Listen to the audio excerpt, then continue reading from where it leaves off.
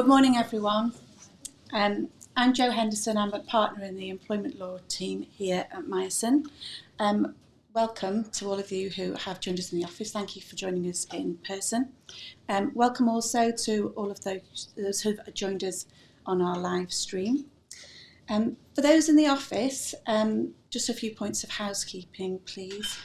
Firstly, there is no planned fire alarm today, so if you hear an alarm, it's for real. So please follow me and we'll exit through this back door and meet at the assembly point on the car park. For those in the office, please could you turn your phones to silent if they're not already on silent. The session today is planned for an hour, so we aim to speak for 55 minutes or so, 50 minutes or so, and then there's a little bit of time for questions at the end. I am joined today by my colleagues and our speakers, Jack Latham, Senior Associate, Patrick Byrne, Senior Associate, and Vicki Fagan, Associate. They're going to cover our agenda today, which is quite extensive. In previous seminars, we have tracked the progress of various pieces of legislation through Parliament, linked to the Good Work Plan and beyond that, and so we'll give you an update today on the progress for that legislation. In the run-up to a general election next May, we'll also look ahead, and Patrick's going to look at the commitments that were made in the political party conferences that we've seen earlier in the year, so we'll anticipate developments there. And we're also going to pick up on some recent case law and some hot topics so that you're up to date with the top 10 employment law developments that we see important to you. In terms of questions, for those of you in the room, to make sure we keep on track timing-wise, if you could please hold your questions to the end of the session, and we have allowed some time to pick up those questions at the end. For those of you who've joined us on the live stream, if you could please pop your questions into the chat function, we'll make sure that we pick up those questions with you separately after the end of the session. So thank you for joining us. We've a lot to cover, and I'm going to hand you over to Jack Latham.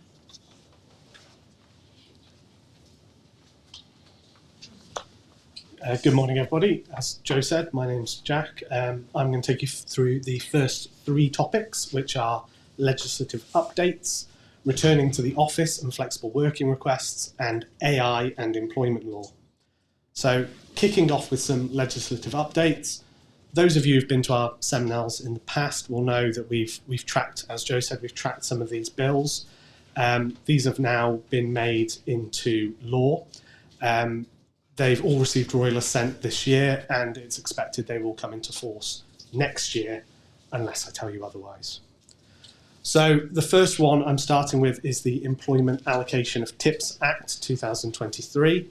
So this provides a new obligation for employers in hospitality, leisure settings where employees regularly receive tips to allocate those tips that they exercise control or significant influence over. So that would be where tips are paid for through card machines and go into a central bank account. Workers have to be paid within 1 month of the tip being made, and employers must have a written policy of how those tips are going to be dealt with and maintain a record of those tips for 3 years. And the best advice I can give you is talk to your accountant about how those tips are going to get paid, talk to your payroll teams, because obviously they will need to be taxed as earnings as well. We then have two pieces of new legislation relating to terms and conditions effectively. So the Workers' Predictable Terms and Conditions Act allows employees to make a written request for a predictable work pattern. So again, this will fall into mostly hospitality, leisure settings where employees work variable shift patterns or rotas, some where there's night shift work as well, and it includes 0 hours contract workers as well, so it might affect retail as well. This allows employees who have those variable shift patterns to ask for a more predictable work pattern. There is a minimum service requirement, so your employees and workers will have to have been with you for 26 weeks, and 2 applications can be made in a 12-month period. And as an employer, you will have 1 month to respond. And I've put there that refusal can be permitted providing it's on one of the prescribed grounds. I'll come on to all of them a bit later, as well as I will come on to some changes to flexible working requests during my session on returning to the office. There are two pieces of legislation on strikes, really. So we've obviously had a couple of years of lots of industrial action taking place. In July 22, you might recall the government changed the law to say that employment agencies can now provide temporary workers to cover striking workers, which was previously prohibited. That lasted a year and then was quashed on the 10th of August this year because the government under, it was Kwasi Kwarteng, the business secretary at the time, failed to consult with trades union over those changes. So we're back to how it was, where temporary staff cannot be used to cover striking workers. Secondly, on strikes, we have the Strikes Minimum Service Levels Act 2023. This one has technically come into force, but you'll see at the bottom, consultations are still ongoing as to what actually classes as a minimum service level. So what this law provides is that employers in important public services, so health, transport, education, fire and rescue, border control and nuclear decommissioning, have to provide minimum service levels when their workers are undertaking industrial action. So again, the trades union will have to provide the employer will provide the trade union with a work notice saying what the minimum level is. And who knows what those minimum levels are going to be in those different categories, but we will see, and we might well talk about that at a future seminar. Finally, hot off the press, we've got the Worker Protection Amendment of Equality Act 2010 Act 2023. Only received royal assent last week. This provides a duty on employers to take reasonable steps to prevent harassment of their employees. This was watered down from the original text, which provided for all reasonable steps needing to be taken. Now it's just reasonable steps. And it also removed a reintroduction of liability for employers for any third-party harassment, so by contractors coming into your business. That used to be in force until 2013 when it got repealed.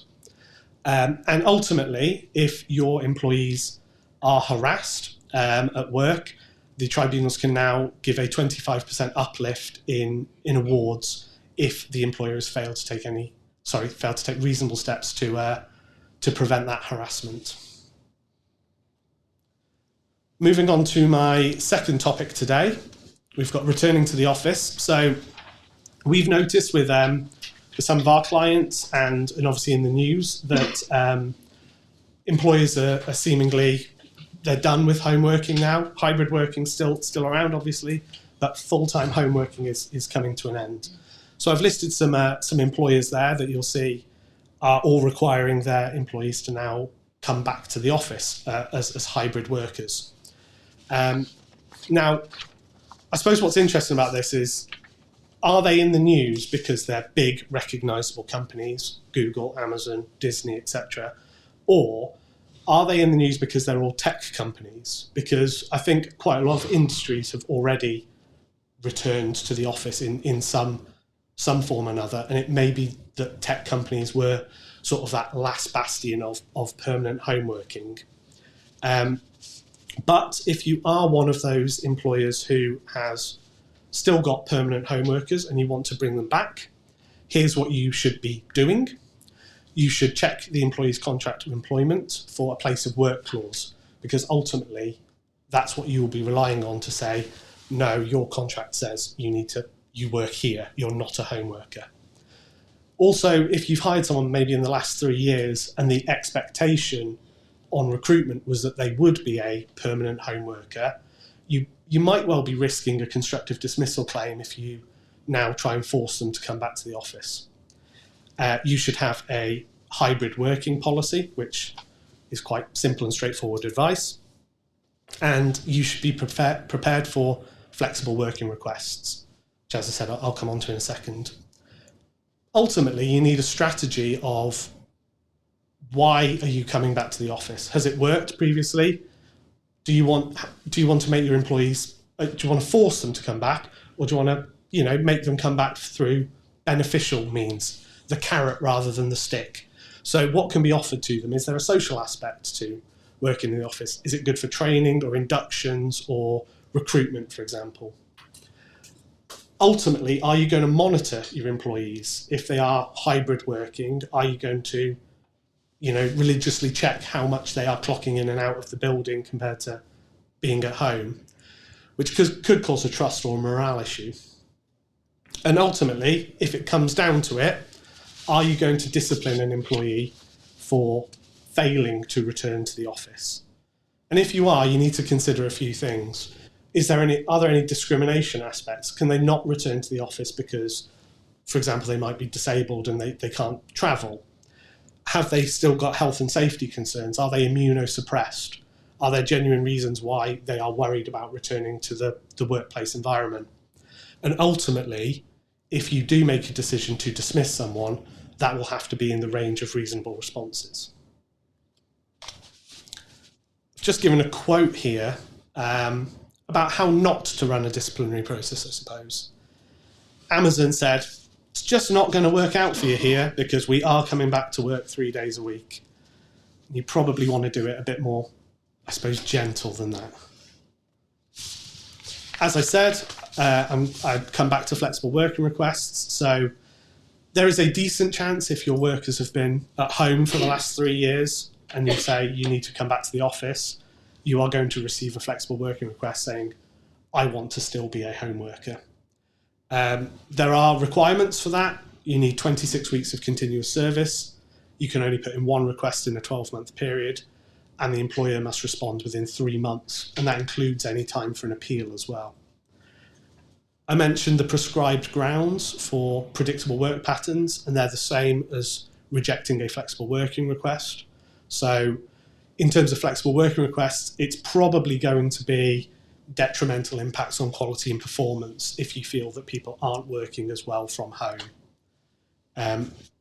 But your predictable work pattern one, for example, might be something to do with an inability to reorganise work amongst existing staff if you have to give someone a more structured work pattern. And remember, there's always issues if you don't follow a fair process when answering a flexible working request. There can be compensation. You might be subjected to a claim. Compensation for procedural failing is up to 8 weeks of pay, which doesn't sound very much. But if an employee can tack on a discrimination issue to that, for example, I mentioned disability earlier, but there was a case probably 2 years ago now about a female employee who just returned from maternity leave, wanted to finish at 5 every day. The employer said no. She was awarded £185,000 in an employment tribunal because of a sex discrimination claim, because generally women are more involved in childcare than men.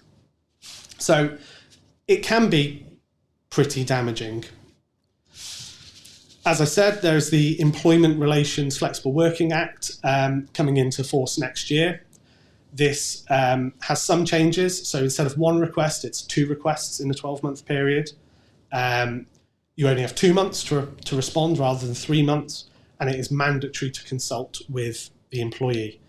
Probably the biggest change is it's going to be a day one right, so there's not going to be that 26 weeks of service requirement. Finally, from me, I'm going to talk about AI and employment law, which as Joe said, is one of the sort of trending topics that we've seen recently. I've given you a couple of links to some policies of the government. The first one is a sort of general policy paper. The second one is more to do with employment law, which is obviously what I'm going to talk about today. This quote is, I suppose, the government's approach to AI, which probably doesn't mean a vast amount when you read it. What it basically means is the government aren't going to do anything about AI, really. They've said that we can regulate AI within existing laws. For example, the Equality Act, which I'll talk about quite a bit now. This contrasts quite a lot to the EU, who are putting regulations in place. And for example, Italy have banned ChatGPT for privacy concerns, which is probably one of the big issues with use of AI, I suppose. Sorry, I'll go back to that one. How can AI be used and how can AI affect you? First thing to say is it's coming. It's going to be incredibly useful for a lot of businesses if you use it right. It's going to be incredibly damaging for a lot of businesses if you use it wrong. So recruitment, it can be useful because you can sift applications. It can, the program can sift applications rather than having someone sit there reading through CVs. The ultimate problem with AI that I'm going to come back to a few times is it feeds off the data you put into it. And ultimately, that's going to be human-led. So in recruitment terms, Amazon got in trouble because their AI that they use to look into staff preferred male employees to female employees because the person who programmed the AI used data that suggested men were better than women at that job. Ultimately, it's always going to be a problem at the start of it. I've mentioned reasonable adjustments too. Quite a lot of employment law is based on reasonableness. The question is, will an AI be able to understand the nuances of what's reasonable and what's not? It's quite objective. Using software is quite an objective process. It will run via a formula. So will it understand what a reasonable adjustment is for a disabled employee or a disabled applicant? AI can be used for performance management. I've mentioned 3 different types of bias there. I'll explain each one. So on the plus side, AI wouldn't be tainted by recency bias. What recency bias is where your employee has been mediocre for 11 months, then they do really well in the 12th month, and then they get a really good appraisal because they did one project really well. And actually what an AI would do is look objectively over the whole course of the period. Contrast bias is a similar issue. What an AI would do is look at key performance indicators, measurable objectives, whereas a manager might compare you to another employee. So rather than using objective basis for appraisals, they might say, well, you're better than them, so you're going to get a good appraisal and they're not. On the negative side, AI could be tainted by consumer bias. So if you use reviewing software or Google reviews or anything like that, the AI might look at what consumers have said about you. Ultimately, again, that's going to be led by the consumer's own biases and their potentially own discrimination. I said I'd come back to data protection and monitoring. This is going to be the big issue for AI. Ultimately, if you are using automated decision making, you will need a privacy notice to have employees consent to you using AI for decision making. There is a lot more scope as well for large scale surveillance. And I mentioned monitoring with the return to the office. If you have someone sitting watching hours and hours of CCTV, it's not particularly efficient. If you have a program reviewing all of that CCTV, it's going to become a lot more efficient, so you can do a lot more wide-scale surveillance of your staff. And ICO guidance has suggested that 70% of staff are now worried about intrusive monitoring at their workplace. What could be monitoring? Well, we've seen over the past few months, there are programs that can watch your webcams when you work from home now and record you, which is quite worrying. There's keystroke monitoring, so tracking how much you use your mouse or how much you type, what you obviously search for online. If you work out and about, you might be required to wear like a Fitbit or a monitoring camera, like a body cam, which could record everything you've done as well. And all of this is going to be used to monitor staff and could be used by AI to determine whether you get a good appraisal or not, or whether you're dismissed or not. What should employers be doing in relation to the use of AI? Well, the big thing is a strategy for the use of AI. I've talked a lot about feeding data that is discriminatory, that they are known as training sets. How are you training your AI? That's going to be your big strategy issue. What data are you feeding into your AI, and is that tainted by discrimination or bias? You should have a policy regarding the appropriate use of AI by staff. Are your staff using ChatGPT? Is that appropriate for what they do? Maybe you want to deliver some training in how to use it and when to use it. And maybe you want to look at any impact assessments for how you're using AI to deal with your own staff. And ultimately, your policy should be transparent on how and when you are using AI. ACAS have given a quote saying algorithms should be used to advise and work alongside human line managers, but not to replace them. And ultimately, you want your managers, not the machine, to have the final decision-making ability. I've mentioned it's a potential breach of trust and confidence. Ultimately, that's the relationship between an employer and employee. If an employee has a decision made against them and the employer can't explain why that decision was made because the robot made the decision, that could be a breach of trust and confidence.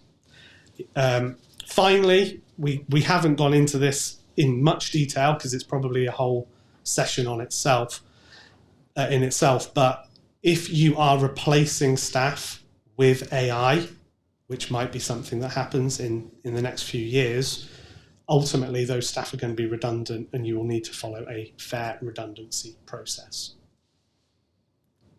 So that's it for me. I will hand you over to Patrick, who will take you through the next 3 slides.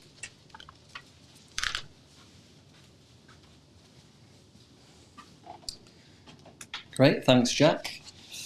Morning, everyone. So I'm going to start by talking to you about a case involving a disciplinary process. And this is the case of Houston versus Ofsted, and it's an EAT decision.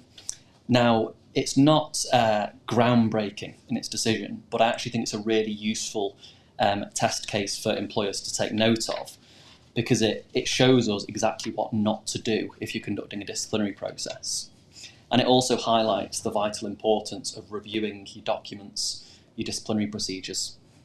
So this was an unfair dismissal claim, so I'll put a little bit of the background law here.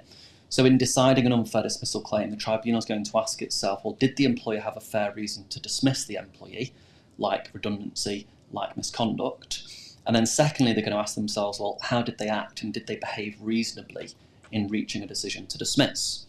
And in a misconduct context, the tribunal is going to ask questions like, what is the particular incident here? What rules does the employer have in its policies around that particular type of misconduct? And what standards have they set? So turning to the facts, Mr. Houston was an inspector for Ofsted. He had long service, clean disciplinary record, and during one inspection, when some pupils came into the school building out of the rain, he had brushed the head and the shoulders of one of the pupils to brush the rain away. And what then happened is the pupil had mentioned this to the school, and the school then filed a complaint. Ofsted ran a disciplinary process and quite quickly dismissed Mr. Houston for gross misconduct. An important fact to note here is that in Ofsted's policies and procedures and documents, they didn't have a rule on what was and was not inappropriate touching. He brought claims of unfair dismissal and wrongful dismissal.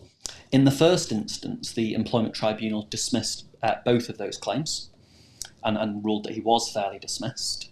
And when Mr. Houston then appealed to the Employment Appeal Tribunal, they reached a decision actually that the dismissal had been unfair.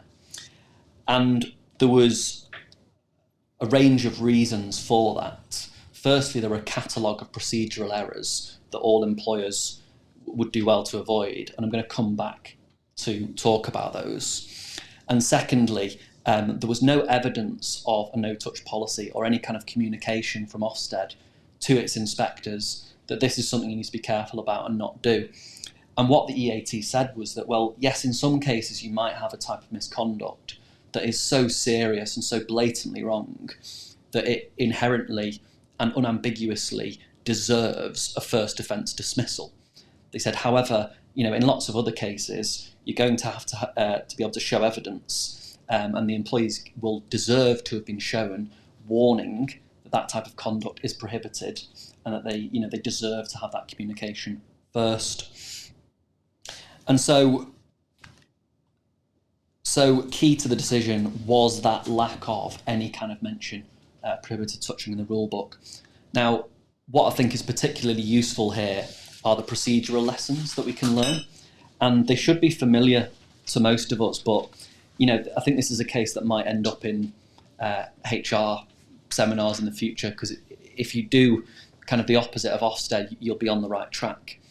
So first of all, review your disciplinary procedures, or other places where you might have rules communicated, like training sessions for staff. Had Ofsted had even some kind of brief communication that you need to be careful and don't touch pupils, the decision could have been very different here. The EAT said, which I think sums it up, Mr. Houston did not appreciate and could not reasonably have been expected to appreciate that this situation might result in a first offence dismissal. And I've just noted here another case, Vicki versus Citibank. And you might have read this in the papers recently, but this involved a banker who would go on work trips to Europe, and he'd be given a certain amount of expenses to get sandwiches and whatnot and feed himself. Now, he didn't exceed his €100 budget a day, but when he submitted his forms, he was found to have been claiming not just sandwiches for himself, but actually double of everything. So 2 coffees, 2 sandwiches, 2 meals. When they investigated this, it turned out that he'd been buying meals for his partner as well. And whilst it wasn't a lot of money, they had in their expenses policy a rule that said we don't cover spousal and partner expenses. So the difference there was they were able to rely on their documents, and they carried out a better procedure. And then scope the allegations correctly. So funnily enough, Ofsted tried to give evidence saying, well, we didn't actually dismiss Mr. Houston for the incident with the pupil. It was his poor attitude and the way he then responded to us, to the allegations, and when we got into the process. But the problem with that was they hadn't bothered to update Mr. Houston on what the allegations were. And all 4 allegations all related to the original incident with the pupil. So it may well be that Mr. Houston had kicked off in a disciplinary hearing, or he'd said something that introduced new evidence at a later stage that was after the fact. And that happens all the time, but the job there is for the manager in charge of the hearing to be alert to that, possibly adjourn the hearing and then update the allegations. Because as it was, they were saying they'd reached a decision for his behaviour after the fact, but Mr. Houston wasn't aware that that was what the allegation now was. So that was another point of unfairness. And be transparent and provide all the evidence. So in Mr. Houston's case, there was lots of things that he just wasn't shown. He was given a kind of summary, a sort of a matrix of the facts, but he never got a chance to see the pupil's statement. He didn't get a chance to look at the complaint from the school. And because it was a local authority school, the local authority had chipped in and done their own report on the incident, and he hadn't been shown that either. So the EAT were very critical and said, well, you can't just give him a kind of overview of the facts. You need to give him a chance to look at the evidence. And then finally, remain open-minded to mitigating factors. So other things that happened here was it reads a little bit like Ofsted had the blinkers on and they wanted to dismiss, and that they weren't thinking of what was coming up from Mr. Houston. And 2 points that the EAT flagged were that Mr. Houston had a completely clear disciplinary record, been there 12 years, and that should have been taken into account before they dismissed him. The other thing that was interesting was Mr. Houston told them as part of the process, he said, well, he was a bit confused about why they were pulling him up on it. And he said, well, my line manager told me that, she had touched pupils in a similar-ish manner in previous inspections, and she wasn't pulled up on that. So he's flagging inconsistency to them. And so that also should have been considered, said the EAT. And had they done that, they would have realised that in dismissing, they weren't acting reasonably under that unfair dismissal test. And so that's the case of Houston versus Ofsted. Like I say, it's not groundbreaking, but I think it's a really useful reminder of just some of the core principles of how to dismiss fairly. And I think there's really basic mistakes here that Ofsted have fallen down on, that employers would just do well to take note of. Next, in my next two topics, I'm going to go on to talk about what both the Conservatives and Labour have in the pipeline and have in mind for how they would like to shape employment law post-Brexit. Obviously, we have to take all of this with a pinch of salt because we're now in the run-up to an election next year. We'll have to see who wins that and what follows from there. Firstly, so earlier this year, the Conservatives released a policy paper, and this was their vision of how they want to shape HR and employment law post-Brexit to boost economic growth. That was one of their key goals here. The kind of headline news from this, which you might have heard about, is that they want to limit restrictive covenants. In particular, they want to limit non-compete post-termination restrictions in employment contracts, and they want to cap those at 3 months. So it's very common to see these in the contracts of key employees. And, you know, for example, they're often saying, well, for 6, 9, 12 months after you leave, you will not compete with us, you will not solicit our customers, etc., etc. The proposal here just relates to non-compete restrictions. It won't touch on non-solicitation of customers, you know, don't poach our staff, etc., etc. And the goal is to try and boost career movement and career flexibility. However, it raises some tricky questions for employment lawyers and employers.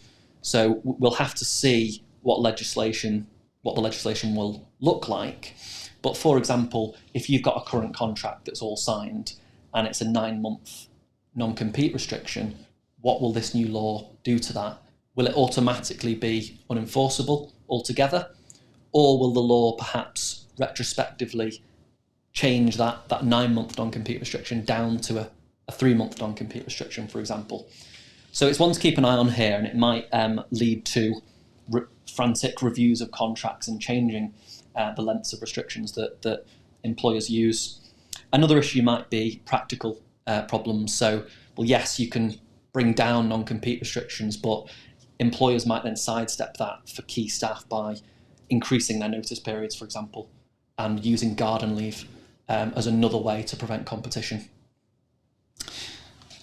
Reduce administrative burdens from the working time regs. So this is quite a small point that comes from EU case law, where it was ruled and suggested that employers need to keep records of the working hours for almost all of the workforce. And obviously the government see this as an unnecessary administrative burden, so they want to do away with that.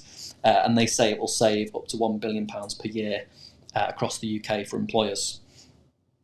A note of caution is that if this amendment does come in, it doesn't mean you can just do away with record keeping altogether, because, for example, in many national minimum wage cases, there is a requirement to show you've got records of working hours so that you can demonstrate compliance.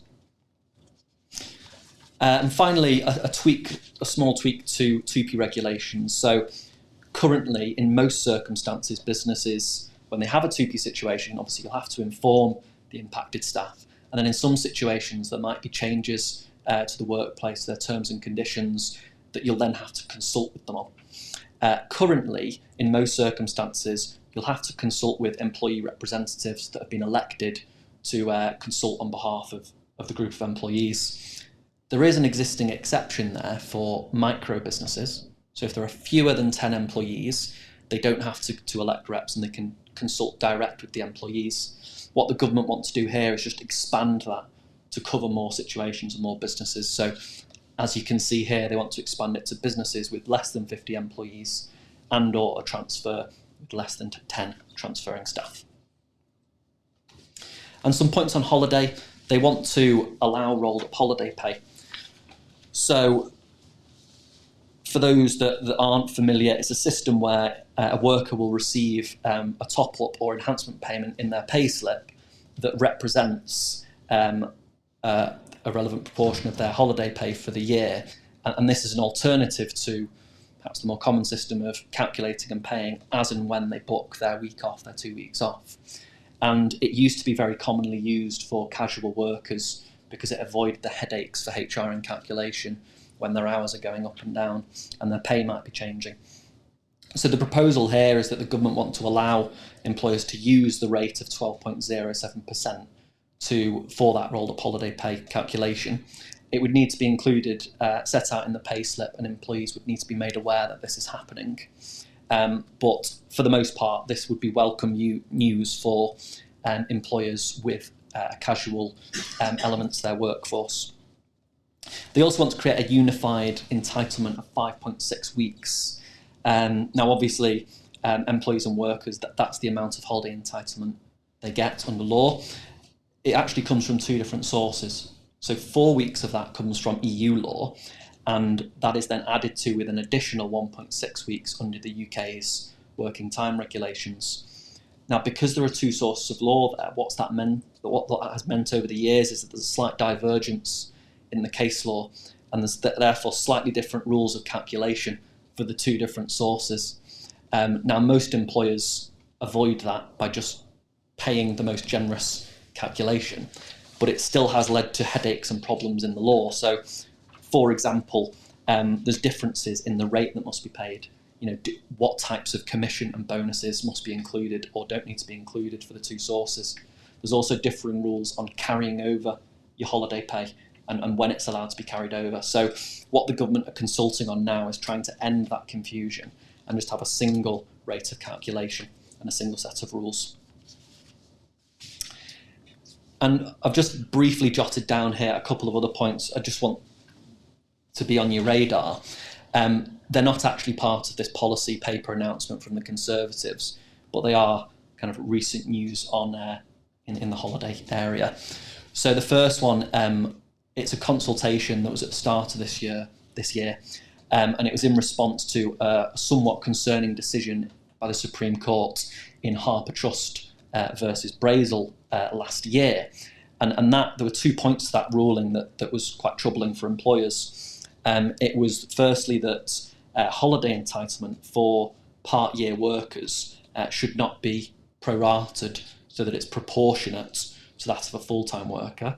That was the first point, and that was troubling because it meant that those part-year workers would actually be entitled to a more generous and a larger holiday entitlement than certain part-time workers who are working the same number of hours each week across the year.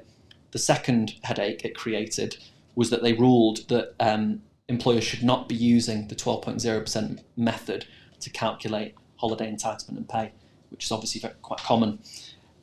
So the government quite quickly responded to that to give a clear signal to employers that actually, no, we're consulting, we're going to introduce a proportionate reference period so that part-year workers will get entitlement that's not overly generous, that is proportionate to what they're working.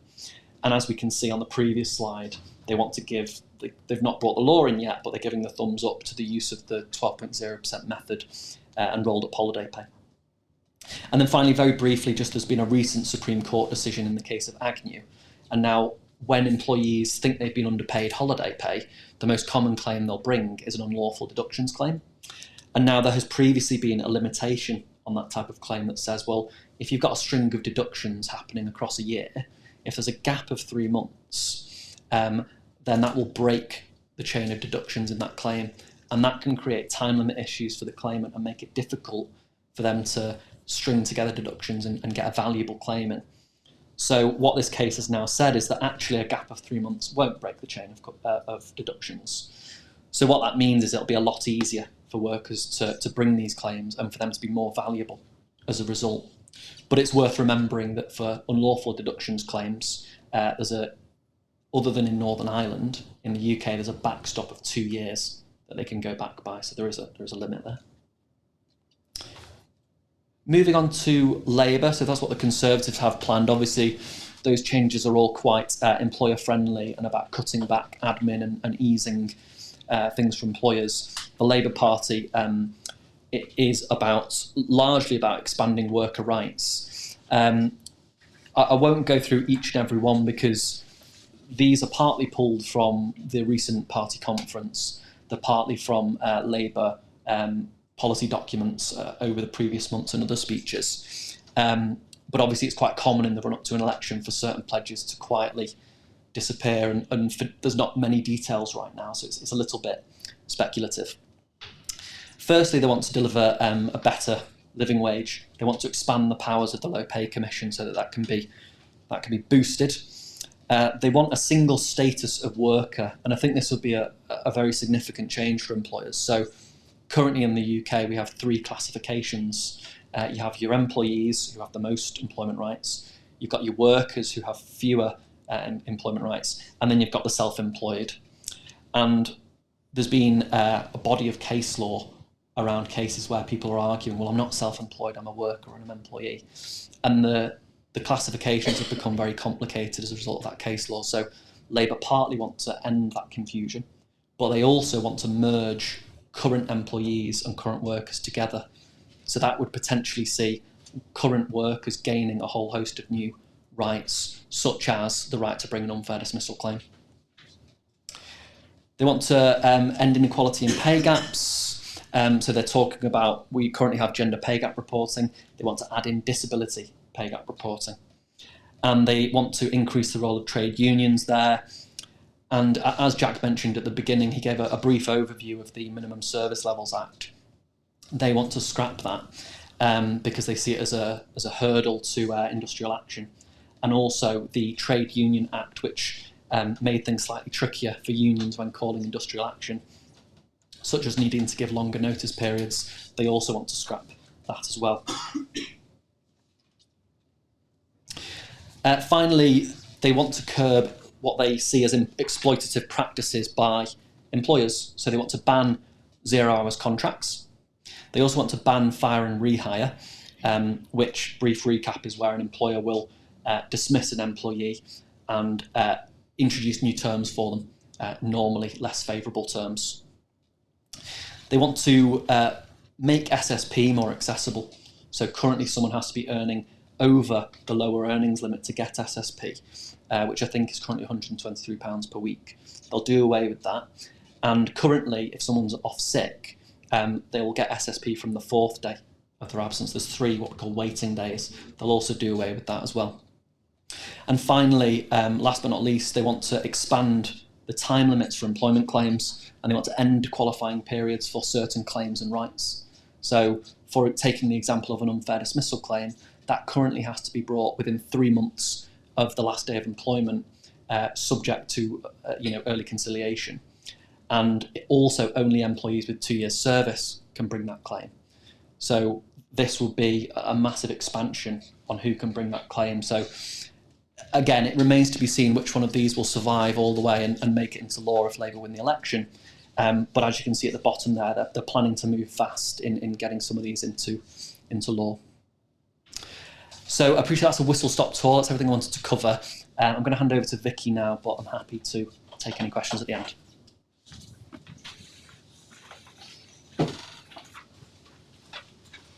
Good afternoon, everyone. Thank you for staying with us. I'm going to cover the next 4 topics in relation to this matter. So I'm going to be covering disability discrimination and recruitment. I'm going to be touching on gender critical views, the menopause, and then I'm going to give a whistle-stop tour of some updates relating to family-friendly rights. So touching on the first topic then, this relates to the obligation to make reasonable adjustments, particularly in relation to disabled job applicants. Just to recap then, where there is a provision, criterion or practice, that's called a PCP, applied by an employer that puts a disabled person at a particular disadvantage in comparison to those who are not disabled, the employer is under a duty to make reasonable adjustments to avoid that disadvantage.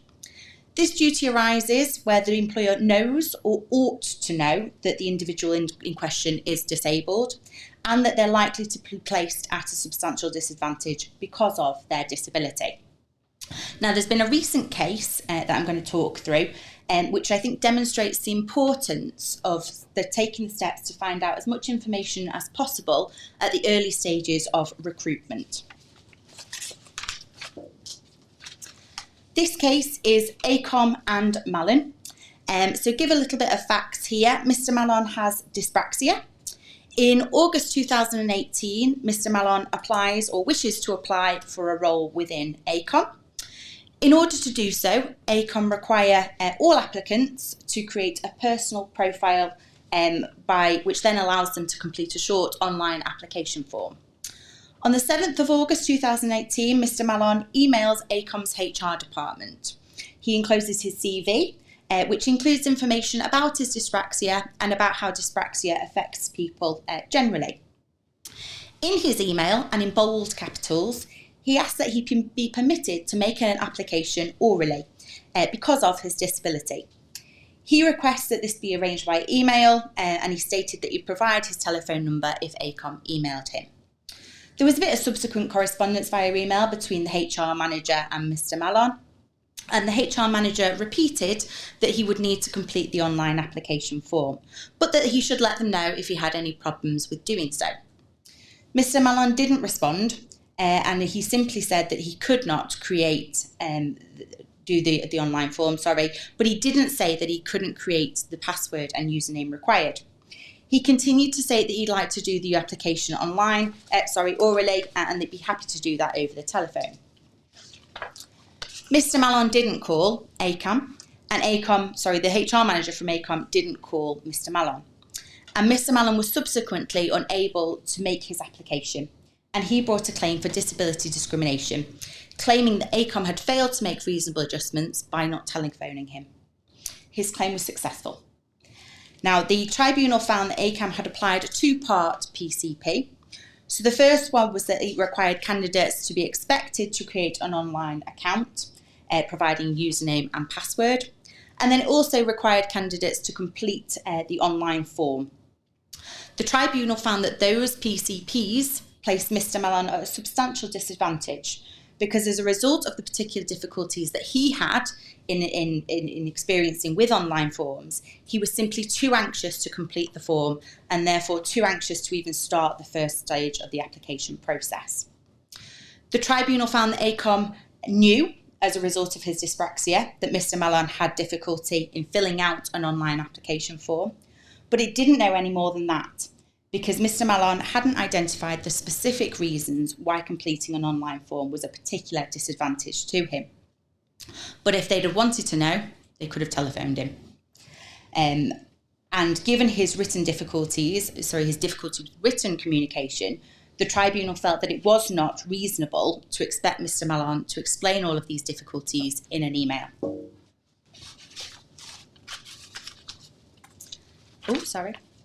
Now, on this slide, what I've done is just put a reminder of the factors that a tribunal will consider in determining whether an adjustment is reasonable in the circumstances.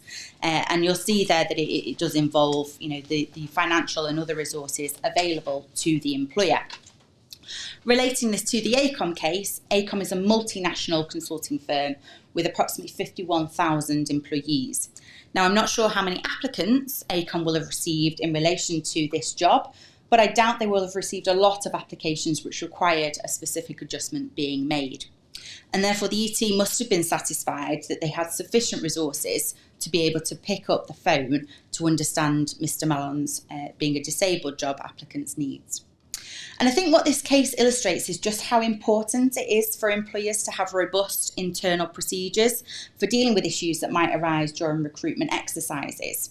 The takeaway, I think, is for you to check your internal policies and procedures and think about whether you have a specific procedure for dealing with a situation that might arise where you're provided with limited information regarding disability, but for someone that asks about adjustments at the early stage. Interestingly, if you go on ACOM's website now, there's a separate section that actually provides a helpline and a specific email address for disabled applicants to contact if they're struggling with any part of the recruitment process. The next section that I'm going to run through, I'm just going to touch on a couple of cases relating to how employers should act where they're dealing with individuals whose beliefs conflict with the position of a trans person.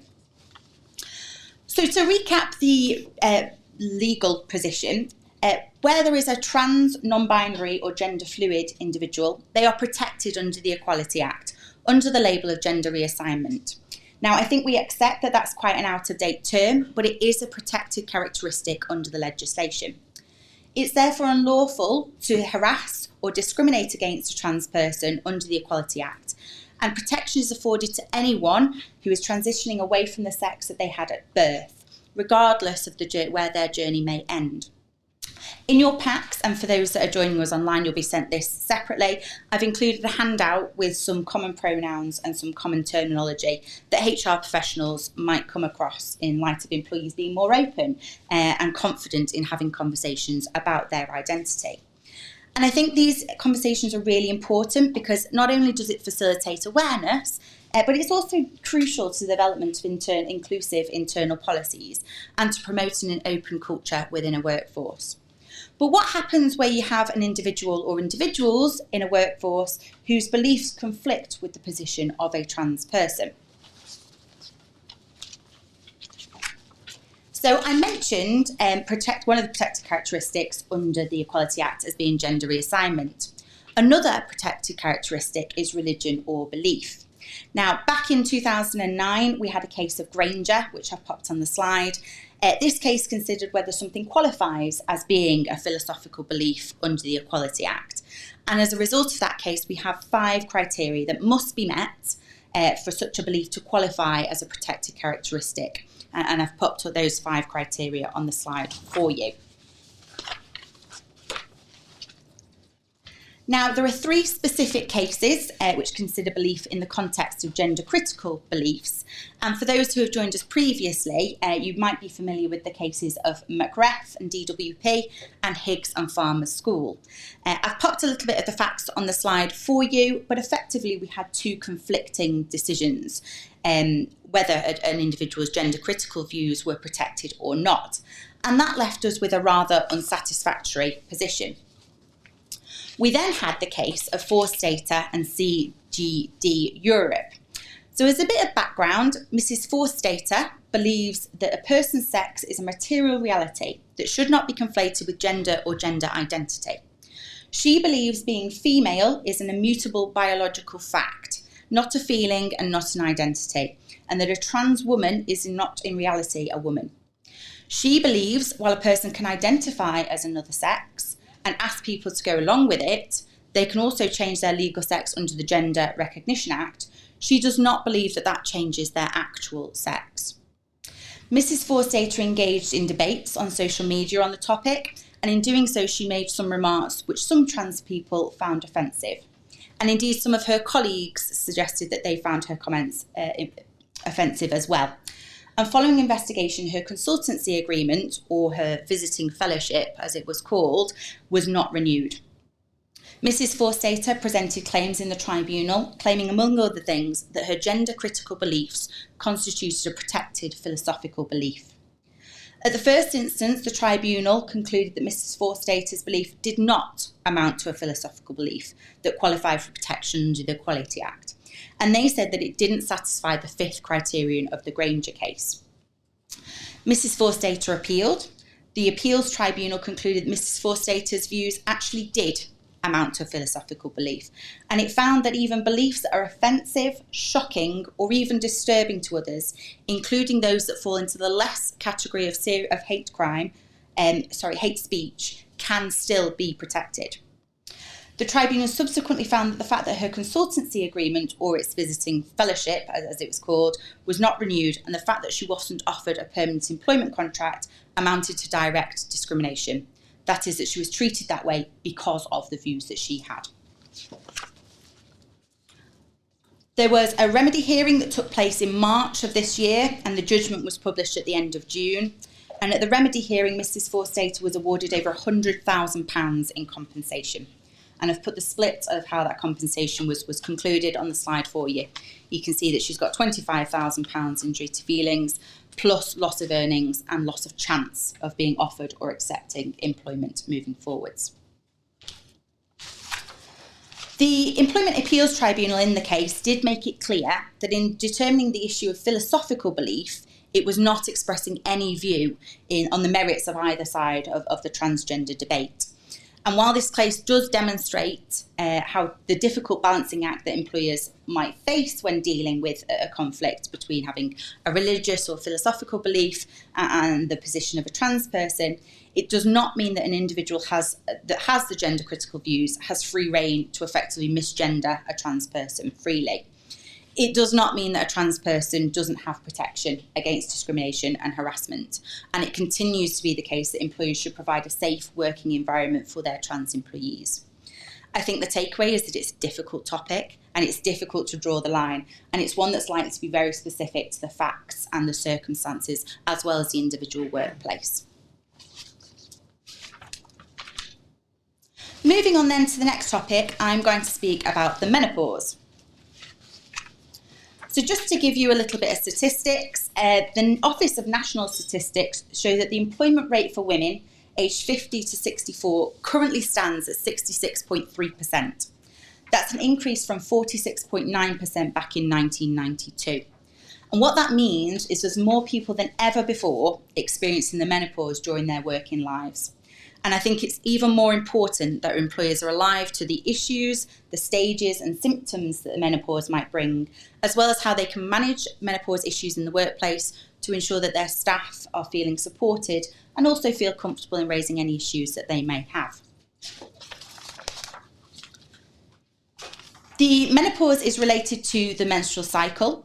So anyone with a menstrual cycle may experience the menopause. And in addition to women, I think it's important that you note it would include people who do not identify as women. And I've detailed on the slide for you some reminders in this context. You should therefore be alive to the fact that it might not be obvious who in your workforce might experience menopause symptoms. So be alive to that. Despite various lobbying groups, including the report published by the Women and Equalities Committee, the government have still not accepted the recommendation that menopause should be made a protected characteristic in its own right. It therefore currently stands that if an employee is put to a disadvantage or treated less favourably because of their menopause symptoms, they may be able to claim for sex discrimination, age discrimination, gender reassignment discrimination, or perhaps disability discrimination. But they first have to be able to attach their symptoms to one of those protected characteristics to be able to make a claim. Now, there's been some various cases over the last few years where symptoms of menopause have met the definition of disability, and I've listed a few on the slide here for you. So you can see in the Linsky case, that included low mood and mood swings. In the Rooney case, that included anxiety, headaches, night sweats. In the Charles case, that included disrupted sleep. And in the, I'm not even going to try and Donachie case, that included palpitations and memory and concentration difficulties. But I think the key message here is that you could fight and you could go to a tribunal and potentially win, potentially lose, but it might be far better to focus on supporting the individual rather than trying to work out whether their condition might amount to a disability later down the line. So how can employers support their employees during such a difficult and stressful time? Well, you can develop awareness of the menopause generally within the organisation, have awareness sessions, have training sessions. You can train managers on how to deal with menopause issues sensitively and fairly. You should carry out health and safety checks and ensure that menopause symptoms are not made worse by the workplace. And where there are changes required, such as to ventilation or to having a separate room or to maybe toilet facilities or uniform, that those are made. Some employers choose to have a separate menopause policy. You don't have to. And so if you don't, make sure that at least your current diversity and inclusion policies, flexible working policies, absence management policies and sickness reporting policies are at least reviewed to make sure that any links with the menopause are covered off. You should record absences relating to the menopause separately in the same way that you would do with any pregnancy-related absence. And finally, you should make sure that individuals' wishes about privacy are respected. People won't be confident in coming to speak to you if they think that that's going to be shared with the wider workforce. And finally, I'm just going to give you a whistle-stop tour of the upcoming developments in relation to some family-friendly rights. Now, there have been a number of bills recently that have received royal assent earlier this year. Jack touched upon the the Employment Relations Flexible Working Act 2023. Another one is the Protection from Redundancy, Pregnancy and Family Leave Act 2023. Now, under the current law, those on maternity leave, shared parental leave or adoption leave have the right to be offered a suitable alternative vacancy, if there is one available, before being made redundant, over and above other redundant employees. Now, the new 2023 Act extends the priority status to pregnant employees and those who have recently returned from maternity leave and shared parental leave. The Act provides very limited information on the details of how the protection is actually going to happen in practice, and so unfortunately we are awaiting further regulations from the government to set out exactly how that entitlement will work, and those regulations are not expected until April 2024. One of the other ones that I just want to touch upon is the Neonatal Leave and Pay Act 2023. Now, this is going to apply to employees with parental or other personal relationships with a baby who receive neonatal care. Further regulations, again, are expected to set out the eligibility criteria in detail, but what we do expect is this will apply to the baby's parents, those married to the baby's parent or expected to have responsibility for bringing up the child. The definition of neonatal care hasn't been specified as of yet, but generally we're expecting it to be where a baby is receiving 7 days of medical or palliative care within the first 28 days of birth. The right to the leave is expected to be a day one right, but the right to receive pay will be expected to mirror that of maternity pay. So that will be that you require 26 weeks service and have an average weekly earnings of £123. Again, it's not expected that these rights will come into force until actually 2025. Separately, just to flag a couple more areas where we may see some further developments. In June 2023, the government published its response to a consultation surrounding the Good Work Plan and its proposals to support families. In its response, it stated that the government will amend current legislation in relation to paternity leave to make it more flexible. And the way that they're suggesting to make it more flexible is by allowing fathers or partners to split their leave into 2 blocks of 1 week, rather than the current situation where we have 1 block of 2 weeks or 1 block of 1 week. They also suggest that they will allow fathers and partners to take their leave and pay at any point in the first year of the child's birth or adoption, instead of the first 8 weeks as we currently have. And they're also saying that they will require the employee to give notice that they intend to take the leave 15 weeks prior to the expected week of childbirth, and then they'll require 4 weeks notice for any dates after that. In Labour's proposals, they, as Patrick mentioned, they have stated that they suggest they're going to strengthen protections for all workers by scrapping the qualifying period to bring some basic rights. And that includes what they say, parental leave. Now, we may see developments in the future where employees no longer are required to be employed for a year or more to take this leave, but it does seem the case that it's still going to be unpaid leave. So it remains to be questioned whether people will actually still take it up or not. And finally, just to flag to you, there is a fertility treatment employment rights bill that is making its way through Parliament. It's still at the very, very early stages, but it's one to keep an eye on. If brought into law, what this bill will do will give employees going through fertility treatment the right to paid time off to attend the appointments, as well as the partners would be entitled to unpaid leave to accompany them. It would also mean that undergoing fertility treatment would be protected from discrimination in a similar way to pregnant employees. And that brings me to the end of my slides and indeed the end of the seminar generally. As Jo mentioned earlier, we're happy to take questions from those in the room. I'm not sure where we're 4 minutes over, so apologies. But we will be around as well if anyone has any follow-ups. For those online, we're happy to take, if you email us in or use the chat function, we're happy to take those and come back to you at a later stage. Are there any questions in the room? No, well, as I say, we are going to be around, so feel free to come and grab one of us. And finally, that leaves me to just say that I want to mention the Myerson HR retainer. This is our fixed fee retainer package, providing you with access to our unlimited access to our employment team here, as well as a breadth of up-to-date template documents that you can either use yourself or with our help with tailoring them. The aim is to give you the specialist support that you need, that you and your business needs. If you've got any questions about this, the team are all here, so we're more than happy to talk you through anything to do with the retainer package. And that brings me to the end. So finally from me, thank you very much for taking the time to come and see us, and thank you very much for logging on. And we hope to see you again at our future one next year.